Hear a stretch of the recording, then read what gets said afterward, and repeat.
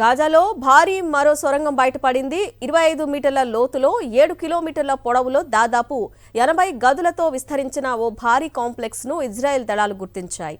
Israel దాడుల నుంచి రక్షణ కోసం హమాస్ నిర్మించిన ఈ టన్నెల్ నివాసాల కిందే ఉంది. హమాస్ అంతమే లక్ష్యంతో గాజాలో దాడులు కొనసాగిస్తున్న ఇజ్రాయెల్ మరో భారీ సొరంగాన్ని గుర్తించింది. కాల్పుల విరమణను ఉల్లంఘించి గాజా, లెబనాన్లో దాడులు చేస్తున్న ఇజ్రాయెల్కు దిమ్మ తిరిగేలా ఓ భారీ సొరంగాన్ని ఇజ్రాయెల్ రక్షణ దళాలు గుర్తించాయి. గాజాలో ఇప్పటిదాకా బయటపడ్డ అత్యంత భారీ సొరంగం ఇదేనని చెప్తున్నారు. సుమారు 7 కిలోమీటర్ల పొడవు ఉన్న ఈ టన్నెల్లో హమాస్ కీలక నేతలు తలదాచుకోవడంతో పాటు ఇజ్రాయెల్ అమర సైనికుడు హదర్ గోల్డిన్ను ఇక్కడే బందీగా ఉంచినట్లు నిర్ధారించుకున్నాయి ఇజ్రాయెల్ దళాలు. ఫిలడెల్ఫీ కారిడార్ సమీపంలోని జనసాంద్రత గల నివాస ప్రాంతాల కిందుగా 25 మీటర్ల లోతుతో UNRWA కాంపౌండ్, మసీదులు, క్లినిక్స్, స్కూళ్లు లాంటి సున్నితమైన ప్రాంతాల గుండా ఈ టన్నెల్ ఉంది.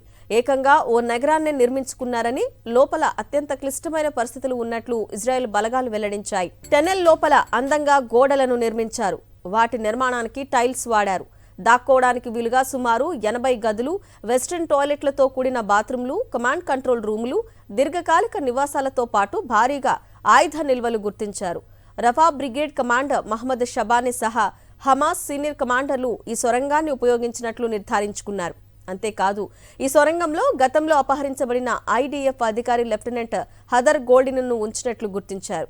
ఆయనకు సంబంధించిన వస్తువులు లభించినట్లు వెల్లడించారు. అహలోమ్ యూనిట్, షాయిటెట్ 13, 162వ డివిజన్, గాజా డివిజన్ బలగాలు కలిసి ఈ ఆపరేషన్ను విజయవంతంగా నిర్వహించాయి.